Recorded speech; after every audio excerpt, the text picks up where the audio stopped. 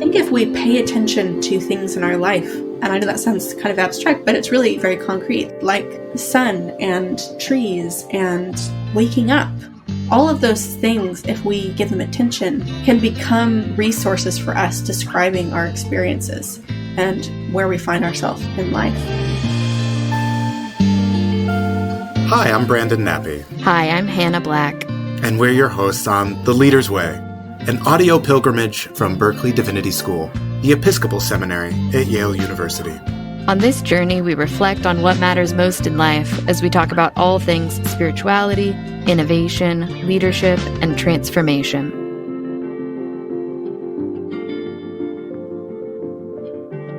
Hey, Brandon, how's it going? It's going really well. Hannah, how are you doing? I'm doing pretty well. I'm doing better than I was doing the other day when you had to, out of the generosity of your heart, call AAA on my behalf. Oh, gosh. Yeah, I was happy to be in the right place at the right time. I was happy to have the best coworker in the world. Really, coworkers. There was like a a consort of help. There was a response team. Yeah. So I popped my tire right in front of the window of the Office of Student Affairs people, which is the best people to pop a tire in front of because then they're all like, are you okay? Do we need to talk about this? What do you need? And I'm like, yeah, there were several prayer chains activated, I think. I mean, not that any of us divinity school people had any practical skills in actually knowing how to change the tire, but you were so loved in that moment.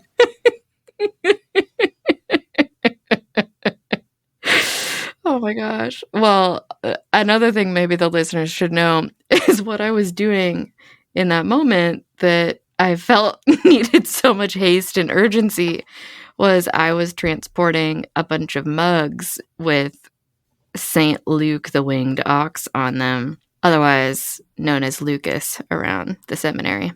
And listeners and all of our social media followers are about to have an opportunity to win one of those mugs. I just want to describe how good these mugs are. This is no joke. Think a campfire mug. Right. It is the perfectly sized mug. Let me just say, at the risk of oversharing, I've had several heated conversations with my dear wife over the years about my feelings about mugs. And that is that there are no more mugs allowed in the house. Right. We have a similar conversation. There's no room. It's appalling. But when I saw the Lucas mug, I issued a dispensation. I broke my own rule. And I might allow more than one into the house. Wow. They're that beautiful. And I just want to give you a lot of affirmation for your mug design. Like St. Luke, but make him a cartoon and slap him on a mug. Well, okay. Speaking of things that are going on at the seminary, we are also in the middle of planning for and accepting applications for the Leader's Way certificate program. So we're accepting applications for Leader's Way fellows for 2024. I wonder, as the director of all the leadership stuff at Berkeley, if you could kind of give us the elevator pitch. We're here listening to the Leader's Way, but what's the Leader's Way certificate program? I am far too excited about the Leader's Way to confine my comments to the elevator. So I'm breaking out of the elevator.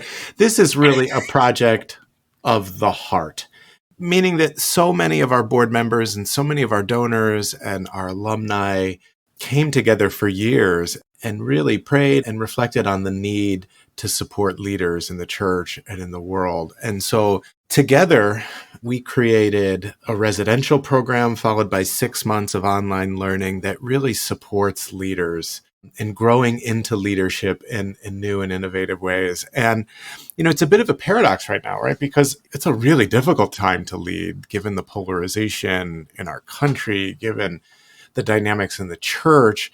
And yet what we're finding is that leaders are really, really longing for a community, a fellowship of peers where they can gather, reflect, pray together, and really continue the lifelong process of studying and learning about what leadership means in constantly changing conditions. We focus a lot on innovation. We focus a lot on just theological updating. For many of us, it's been a little while since the glory days of seminary, when we could learn from, some of the most wonderful minds in the theological community. So, at best, this is a kind of retreat. It's a kind of pilgrimage here to Berkeley Divinity School at Yale, and a time to reflect and renew and recommit ourselves to the original passion that it ignited from receiving our call from God to be of service in the church and in the world. So this is our second cohort. We had 50 priests and lay leaders that began the journey last summer, 6 days here at Yale, and they're just finishing up their 6 months of online learning. They've developed an innovative ministry project, a kind of ministry experiment, so they can try something new. So I'm really, really excited. In my own life, I have just such a heart and a calling to support leaders. Y'all are doing such incredibly important work that sometimes is really visible and sometimes work that's incredibly invisible. And so anything that we can do to nourish, support, encourage, empower, and just cheer on leaders who are so needed is just a great blessing in my life. So yeah, thank you for teeing that up, Hannah. We will welcome applicants really all the way through May, but space is filling up. We have about 25 folks who are registered right now. Newsflash, we just got some really generous funding from a donor who heard about this work and wanted to make sure that financial support was available. So we do have some limited financial support available. So don't let any financial obstacles stand in your way. So apply. We look forward to reading your application and welcoming you possibly to Yale this summer. Yeah. So if you're interested in coming yourself or nominating a leader you know to come, you can visit us online at berkeleydivinity.yale.edu and help us spread the word. From the feedback we got from the first cohort, it seems like it was a really life-giving program for people, which, like you were saying, is exactly what we need. And speaking of life, here's a Hannah Black trademark transition. Wait for it. Our guest today, Joy Clarkson, talks in a new book about how in our lives, this is a really tenuous transition, Brandon, I'm not going to lie.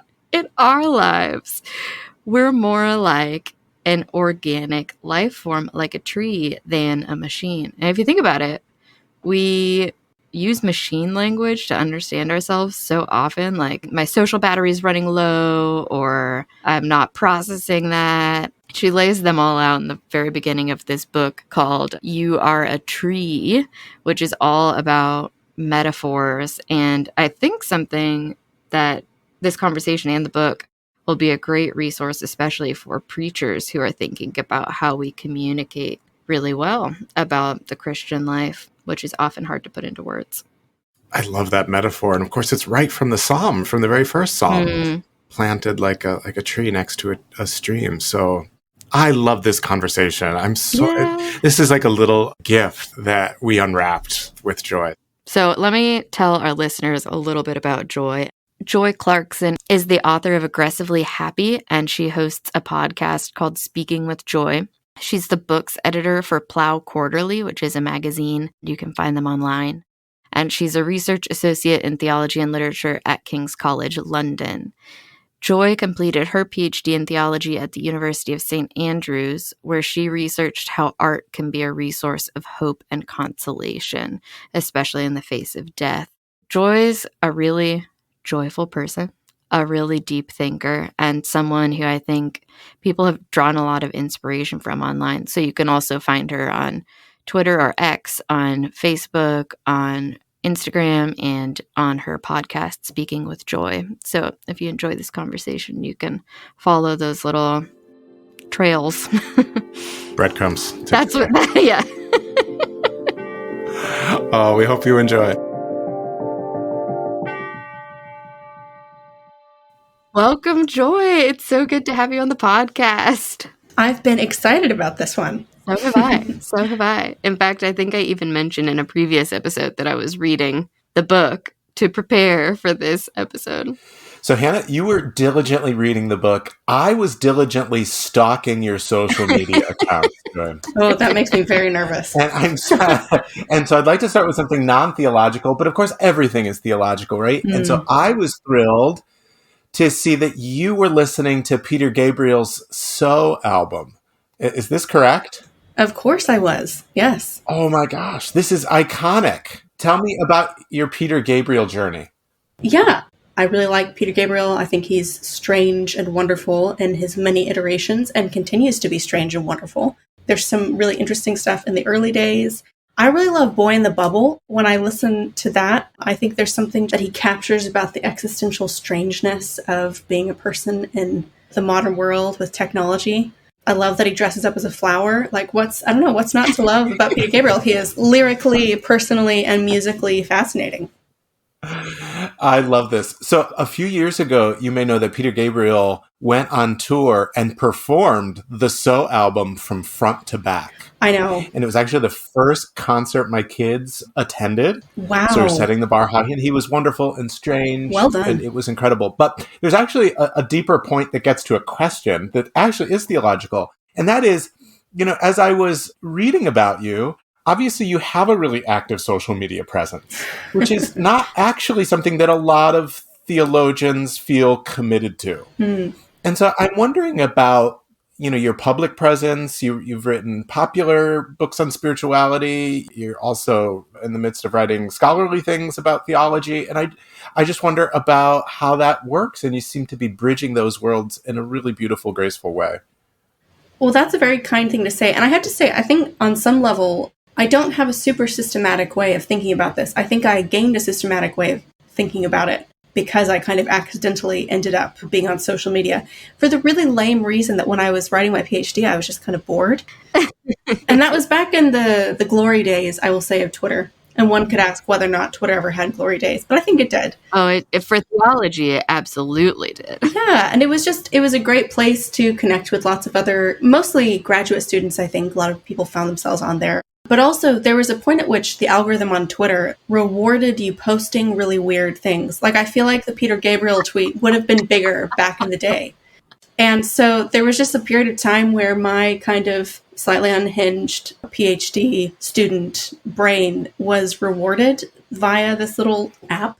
But I also connect with a lot of interesting people through that. And I had the kind of weird experience, which I think a lot of people on the internet do, of having an account that was quite small and just tweeting about weird things that suddenly then became quite large.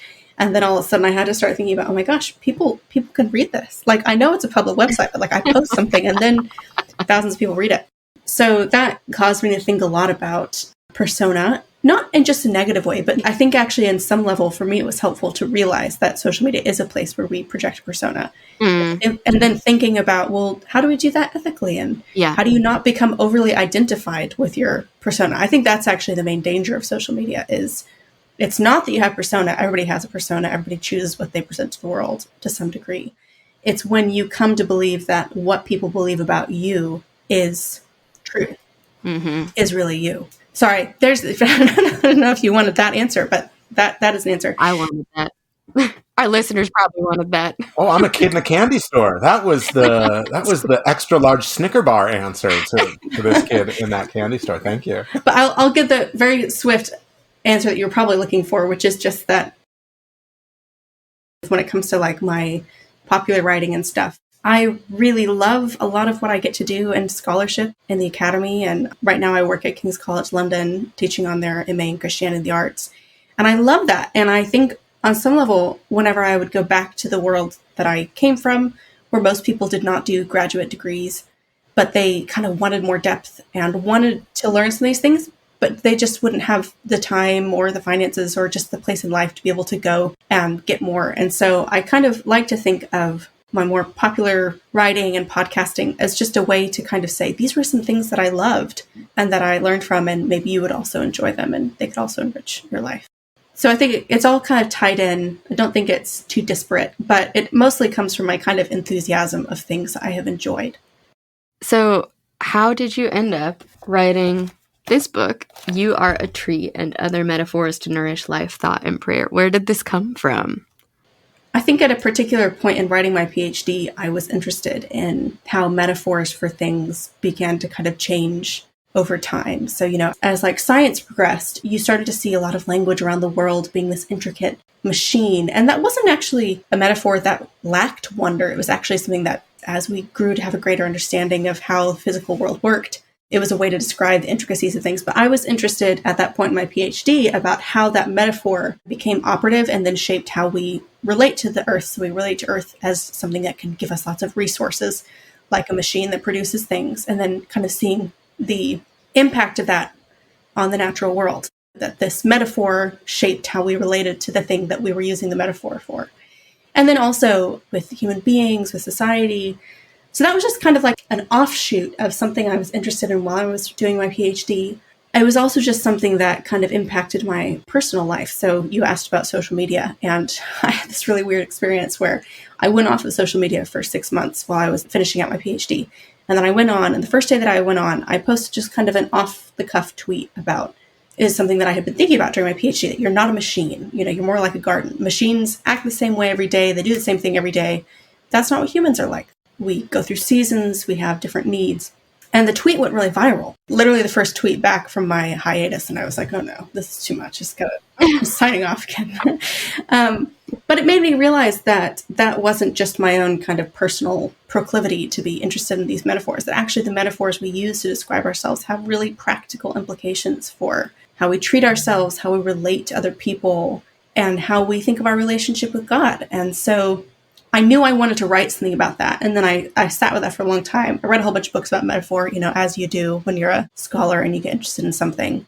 And I settled down on wanting to do kind of meditations on 7 metaphors that had lasted. 7 metaphors that have been with us and continue to be with us for thousands of years. They're largely metaphors that are in the Hebrew and Christian scriptures. So I kind of put those into conversations with our modern metaphors and thinking about kind of the role of metaphor, both in theology, but also just in practical living and spirituality. I love a good metaphor. I'm a preacher, Joy, and I feel like it's a primary currency in preaching and obviously also in theology. And I wonder, for those listeners who may not have a deep theological education, may have not thought about a metaphor since sophomore year of high school, I wonder if you could unpack how this works, because it's always struck me as interesting that a metaphor is both similar to the original thing you're trying to describe, but it's also really different than the thing, right? And so, can you unpack for us the sort of metaphysics of the metaphor? How does it all work? So, okay, I'll take you back to your freshman English class. There are metaphors and there are similes, right? A simile is something that talks about the similarities between one thing and another thing. So I always like to use the example of, I did my PhD in Scotland. So Bobby Burns says, my love is like a red, red rose. A simile is saying, well, this thing has these attributes and so does this other thing. The operative word in metaphor is not like, as it is in a simile, but it's usually like is. So a metaphor doesn't say my love is like red, red rose. A metaphor would just say my love is a red rose. And there's something kind of strange in doing that, right? Because we intuitively are compelled by that, but also know that you're probably not in love with an actual flower, right? You're in love with a person. So what's happening when we do that? To think about that, the word metaphor, it comes from a Greek word, and the for in it comes from like pharon, which is the word that's associated with things like ferry. So it's to carry something over. It's like a unit of travel. So when Aristotle defines it, he talks about it as carrying the qualities proper to one thing over to another thing. So I'm carrying what is proper to a rose to my love. But another aspect of metaphor, which you very aptly pointed out, is the kind of absurdity of it. The theologian philosopher Paul Ricoeur talks about how one interpretation of the metaphor always has to be absurd. You have to be like, no, my love is not a red, red rose. But that by putting that together, by saying my love is a red rose, we intuitively start to see things about the love that is the red rose. But we also kind of reject it and say that's absurd. So it's not a red rose. But in the very process of doing that, we have to kind of pay attention to both the rose and the love to notice the qualities that are not like it. And so in my mind, a metaphor is really fruitful because it invites us to pay attention to what things are like and what things are not like. And so I think it makes you pay better attention, in my mind, than a simile. But a part of the pleasure of metaphor is knowing it's not the thing, but taking pleasure in kind of knowing the ways in which it's like a thing. And then there's also all these theological things that go along with metaphors, right? Because we seem to use a lot of metaphors for God. Mm-hmm. We talk about God as a bear and a rock and a castle. And I will say this was one of the things with writing the book that I joke about, which is that I'll be describing, like safety as a castle. And then I would end up being like, but the true castle is our Lord Jesus Christ. But I think there's something that makes sense about that, because if we believe that God is the source of all being, then in everything that we use to describe him, God is kind of at the root of it. And so we find that even in these weird metaphors, you somehow stumble your way back to a creator. Is there one metaphor in particular that you would want to share with us? From the book? Yeah. I'll pick one. And this was actually kind of a family of ones. One of the ones I had a fun time writing about was love is a disease. Some people, when they hear that, they're like, what? That's weird. But if you start to think about it, a lot of the metaphors we use for love, or falling in love, are either like disease-oriented or something bad happening to you. You fall in love, you're crazy in love, he's crazy for her. They're lovesick, right? We talk about being lovesick. There's a lot of writing about this. So like in that one, I wrote about, the Phaedrus, where it's describing like whether or not it's better to have a lover or not, because love makes you crazy. It makes you neglect all your obligations. But I loved thinking about, why do we use that metaphor? What is it about love that is like a disease? And I think a lot of it is this sense that it's something we catch. Mm-hmm. It's something that kind of affects us in ways that make us feel out of control. Mm. It can be a destructive force. And so I liked thinking about that, but I also liked thinking about, like, in a way, that metaphor takes agency out of our hands. It makes love this thing that happens to us. So I also liked thinking about what are other metaphors we use for love. Love is a home, so we feel like we belong with someone. You also talk about shutting someone out or letting someone in, like you're a house or someone who belong, feeling at home with someone. So that was one I really enjoyed writing, was kind of thinking about what are the implications for the metaphors we use to describe love, and what kind of posture do they invite us to take towards how we love and how we think about love. Toward the beginning of the book, you talk about feeling like a potted plant, like kind of going from place to place, and you're unable to put down roots. And then you start panicking. Could I even put down roots if given the opportunity? And you and I have led these academic careers that have brought us from, one place to Southern California to the UK to who knows where next. You're on the move right now. Is there a way to not feel like a potted plant? Can you help me, Joy? Your words have been haunting me in the best way possible. Yeah. No, that was a really personal one for me. I wrote that into my studies when I was going off to start a job, and I was sitting in my garden, and I was at the flat that I'd been living in, and they had these really old trees. And I had been kind of looking after this plant during the last year of my PhD. And I was trying to decide what to do with it, because it was kind of getting a little scraggly. And I thought, do I give it to someone? Do I plant it? But I don't know if I can plant it, because sometimes you plant plants and then they shock and die. And then I was like, oh my gosh, what if I'm the plant? What if I'm getting scraggly because I'm too big for my pot? But if you planted me, I might die because my roots aren't used to that. And I don't know that I have a total answer to it, but I think just being able to articulate that feeling of rootlessness, of growth that felt too big for what my life was allowing, there was some relief just in being able to say it out loud, I think. Yeah. And I think it also helped me identify some things that I needed. I think being able to describe your discomfort gives you, again, more agency, because you can kind of think, well, if my discomfort is caused by something like not having enough space, not having a place to put down roots, then I can think about what I need to do in my life to move towards that. But I think the other thing that helped me was once I started kind of thinking about the language of rootedness and how pervasive that is in scripture and in theology, and then realizing that the kind of mirror of that, or the kind of the other metaphor that is almost as pervasive, that is the metaphor of journey.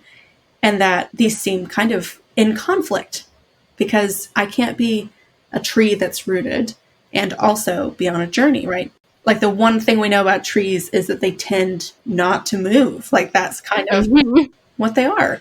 I found this really poignant in that it's actually, those two metaphors are in Psalm 1. So Psalm 1 talks about, blessed is the man who does not, and it's all language that has to do with being on a path, And that's language all through the Psalms, is about the path you take and the way you walk and the way that God illuminates the path and the paths that you avoid. So that language of kind of path of life imagery is all through the Psalms. But then in the second half, it switches to a tree. So the blessed man is both somebody who's on a path and somebody who's a tree. And that's this kind of conflict in the Psalm.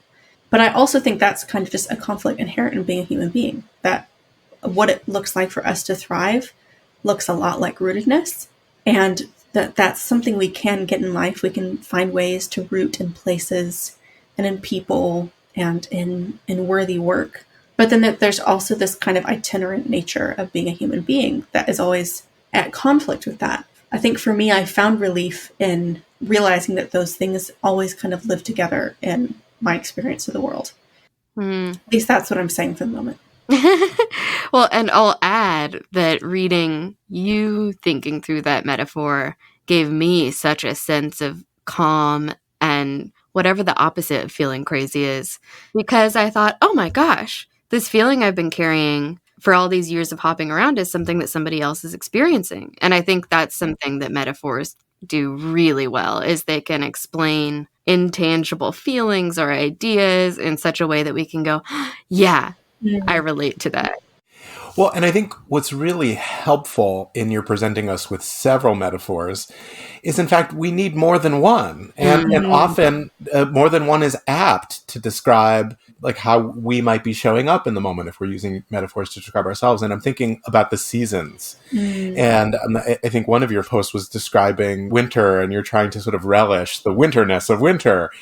And the seasons of the year have often been a helpful way for me to think about where I am in life. And what I often realize when I'm trying to sort of peg myself in one season is actually I'm in several seasons at once. And maybe, you know, my home life is in one season, my work life in another, friendships or my relationship with play and fun is in yet another season. So I wonder, Joy, you know, like how you think about the multiplicity of metaphors necessary for life, and in your role as a theologian and writer to sort of remind us that there's other metaphors that could be used. That's a great question. I think a big part of it has to do with the, you know, you pointed out the little brackets not that I have in all the chapters, right? So Yeah. people are not trees, you know. And I think metaphor does this for us because inherent in it is like the understanding that whatever we're describing is not just the metaphor, right? That you are not just a tree. So I think actually metaphor is really helpful in this. But I think keeping in view that we are just using metaphors, to use that phrase, right? It's that what this is not. And I think actually a lot of problems in life come when we forget that we're using metaphors. So something I've been thinking about recently is sometimes people talk about like a battle with mental health. And, you know, I've had my own kind of experiences of that. But if you describe coping with or dealing with mental health as a battle, sometimes it can feel like battle. Sometimes you have to be strategic and eliminate some things and approach it. But if you forget that that's a metaphor and it becomes really operative, then you might have this very aggressive sense of almost like your own mind as an enemy that you need to attack. Yeah. But whereas if you remind yourself, no, that's a metaphor, and maybe it's a metaphor that's not working for me, maybe I need to try another metaphor, then I think that's really helpful. And I think that when it comes then to needing lots of different metaphors, part of that is having a lot of metaphors in your mind to draw from. Yeah. And I think something that helps us with that is in the book, at the end of every chapter, I have kind of like a collection of poems and images and movies that I think kind of help give us more metaphors for various things in our life. So that's an element of, you know, reading and listening and having kind of those metaphors in our world to draw from. But then I also think just paying attention to life, because most of the metaphors we use come from visible, tangible things that happen in our life, right? If I say you're a tree, it's because I've seen a tree and I've seen a tree blossom and I know what a tree is like. And so the more I've paid attention to that tree, the more I kind of know what a tree is like and how it relates to me. So I think if we pay attention to things in our life, and I know that sounds kind of abstract, but it's really very concrete, like the sun and trees and waking up, all of those things, if we kind of give them attention, can become resources for us describing our experiences and where we find ourselves in life.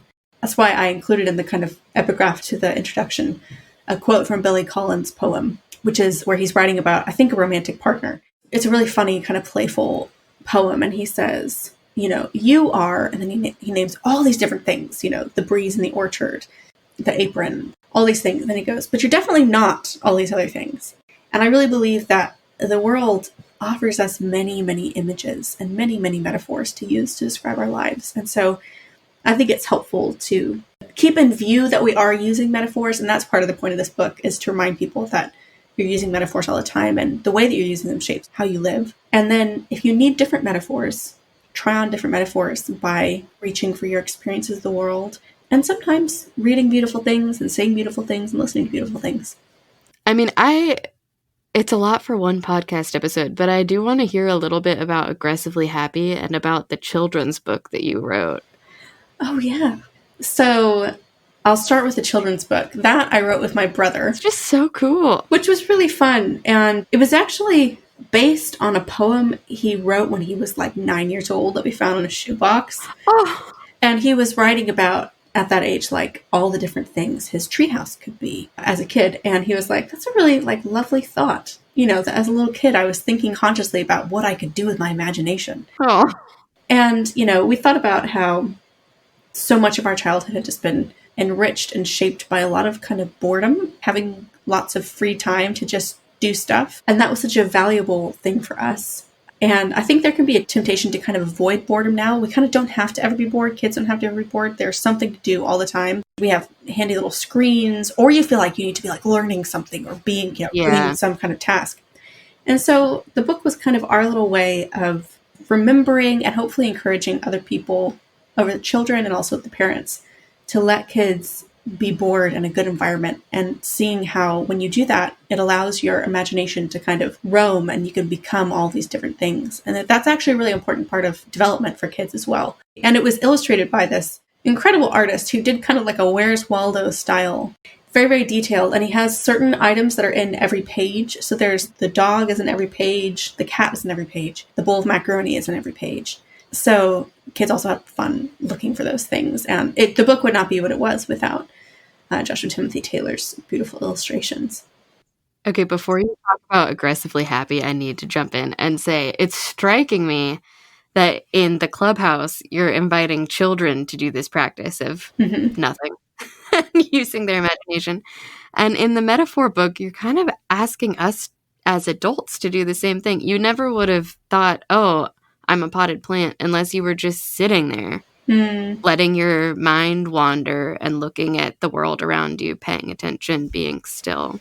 Yeah. There's something very profound in that. Well, it is something I love. And confusingly, the program where I did my PhD is the Institute for Theology, Imagination, and the Arts. And no one ever really knows what the imagination part of it means. But for me, I think if it means anything, it means that kind of attention to the ways in which our thoughts can shape the worlds we live, the way that we are always imagining, that metaphor and imagination are not kind of extras to thought, they're integral to it. And so being conscious about how we nurture and cultivate our imagination matters. Yeah, and then Aggressively Happy, that was really fun to write. That was partially a fruit of my having been on the internet too much. Which was just that I noticed, and this was, I don't think it's exaggerating to say the last few years, I think have actually made life tangibly harder for a lot of people I know. But I noticed that even before that, people had this tendency to, if I posted something like happy, I would get really angry comments. People respond really negatively to happiness. And they usually assume that you haven't ever suffered if you're happy, like that you're just kind of like a shallow person, or that you're unaware of the sufferings and injustices of the world, so that you're ignorant, or that you're just callous, that, you're just out there for your own advancement. So kind of that way of thinking about happiness or positivity kind of makes it seem like you can't ethically be happy, like the happiness in this world is ethically wrong or just unintelligent. And I really profoundly disagree with that. I think if you take that posture and you deny yourself various joys and happinesses, then you're just a more unpleasant person for everyone in your life. And that doesn't actually help anyone. It just makes you feel more righteous. Yeah. Sorry, I'm being very polemic, but I think that is true. But then I think also it forgets the fact that all the reasons we should feel sad or angry in the world are kind of underlying this sense that life is meant to be good, that we're meant to thrive, that we're meant to have good relationships. And I think if you lose touch with that kind of undercurrent of joy, you just become bitter. It's not a productive anger. It's just a kind of cynical anger. Yeah. So anyway, so the book is actually much lighter than it sounds. It was kind of it's a collection of essays on kind of different facets, I think, that it takes to be happy in the world. The title is actually taken from someone who responded to some very innocuous tweet of mine and said, "This is disgusting. You're so aggressively happy." And I was like, you know yes, what? I am. I am. And I literally was like, thank you. I'm adding that to my Twitter bio. And to be fair, like, I don't resent this person at all. I sent them a copy of the book. Anyway, so it's 10 essays. I hope humorous. I did try to make them humorous, but about kind of a case for happiness and how to be happy and why it actually does make a difference. It's so important, and it's something that's come up on this podcast before. We had the Reverend Winnie Varghese saying a congregation can only be as happy as its leader. And to me, that seemed revolutionary, because I think academics and priests have this tendency to think, like, if I'm not really busy and suffering a little bit, then I'm not doing enough, or I'm not, like, taking things seriously enough. Yeah. I was just talking to one of our ordinands about this the other day, who was so grateful for that line from Winnie, kind of dignifying his feeling that actually, like, it's okay and good for me to be happy as a leader. Yes. Yeah, absolutely. But it's funny that that's actually a countercultural stance. Yeah. No, I mean, thank you for naming this, Hannah. It seems to me like divinity school types can sometimes fall into a kind of gravity, you know, the seriousness that you describe. And I think we need to be reminded of joy. And I'm so thankful for the reminder in your writing. I'm recalling Resistance Revival Chorus out of New York City, and they formed shortly after the election of Donald Trump.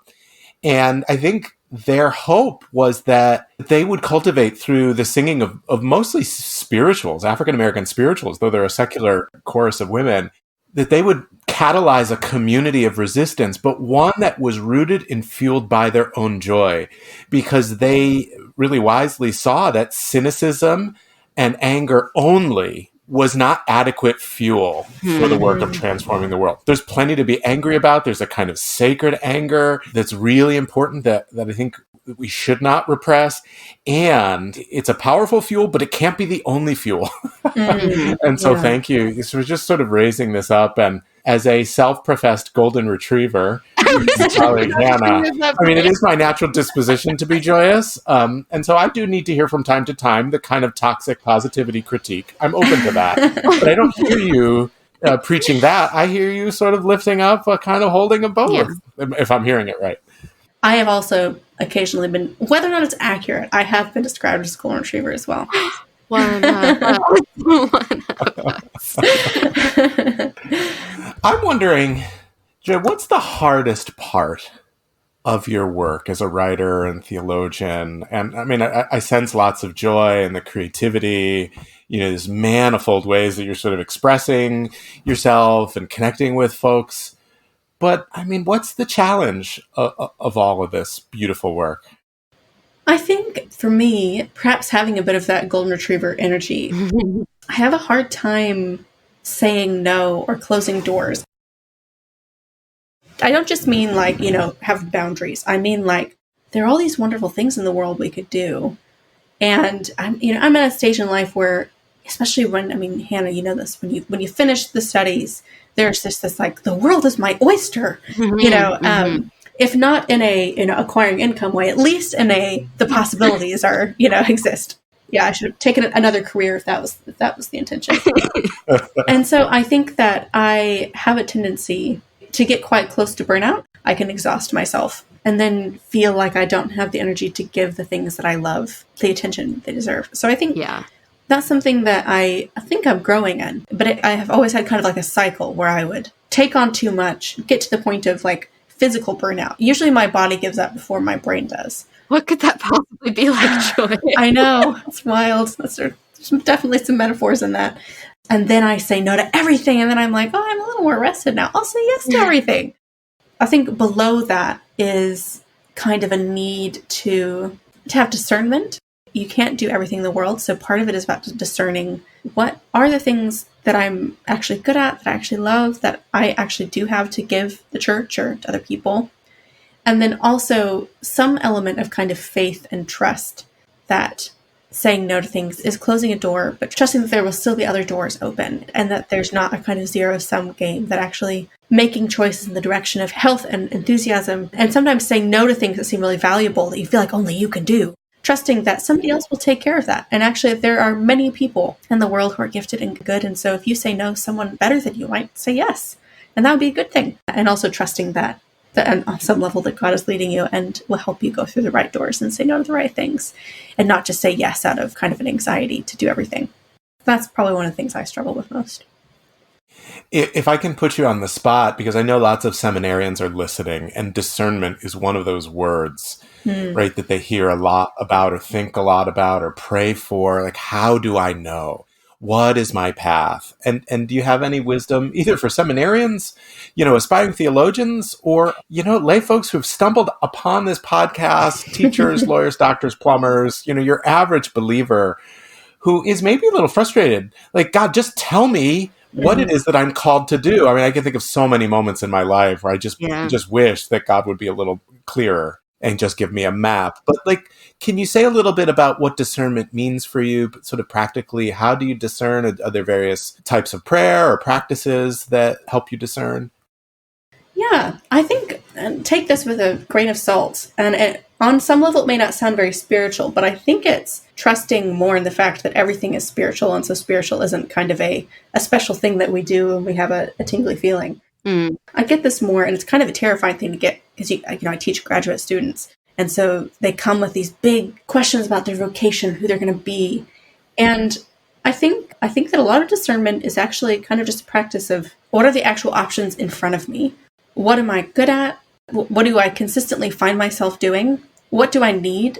Increasingly, what I tell people is kind of just think practically about how to support yourself, how to be in a place that will make you happy enough to be able to be a resource of love and generosity to other people.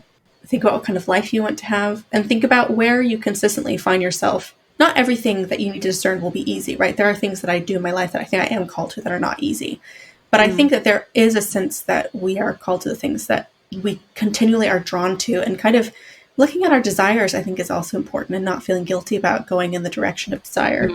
And also just, I don't know, this is advice I give people a lot.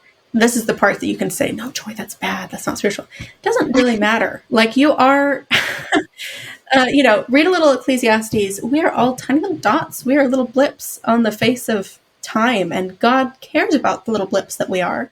But you're not going to mess it up if you decide to do this internship instead of that internship because you wanted to. Yeah, louder for the people in the back. just kind of relax, do what you want, do what you can do to support yourself, go in the direction of relationships and health and happiness. Just remember that you're not a big deal.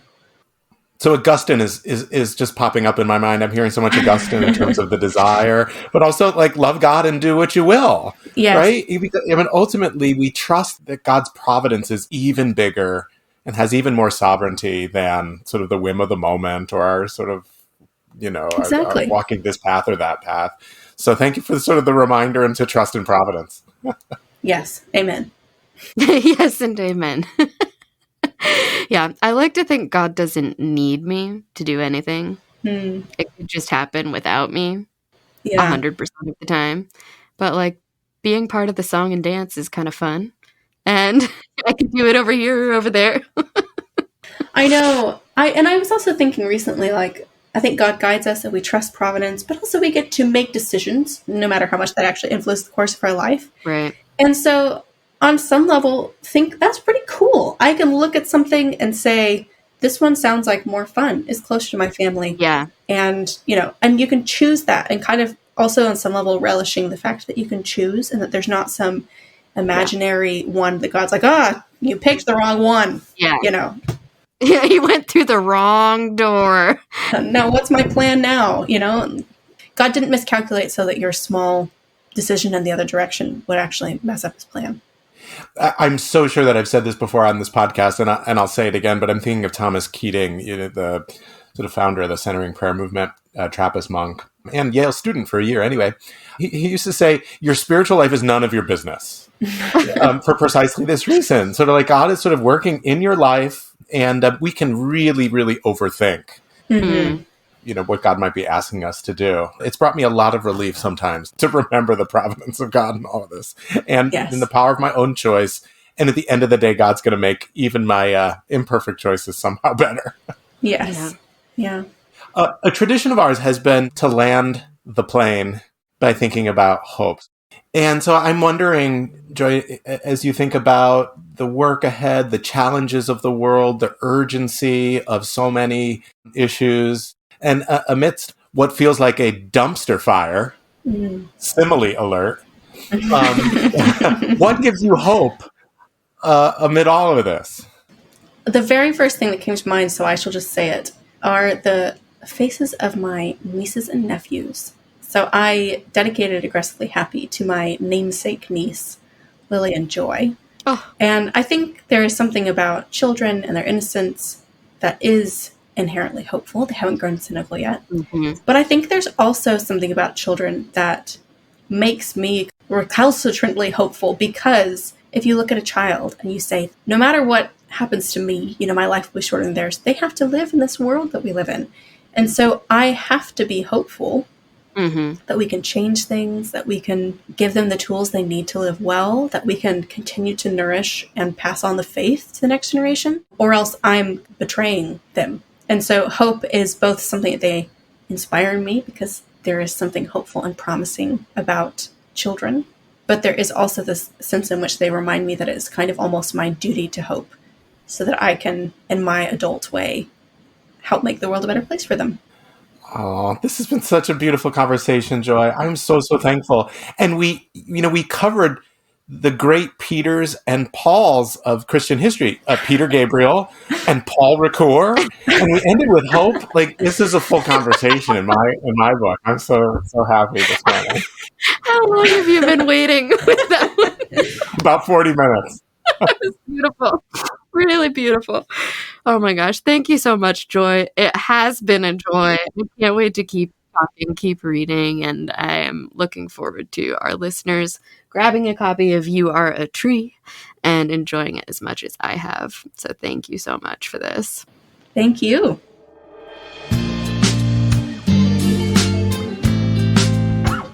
Thank you for listening to The Leader's Way. We hope you were encouraged and inspired. To learn more about this episode, visit our website at berkeleydivinity.yale.edu/podcast. Rate and review us and follow the podcast to make sure you never miss an episode. Follow Berkeley at Yale on Instagram for quotes from the podcast and more. Until next time. The Lord be with you.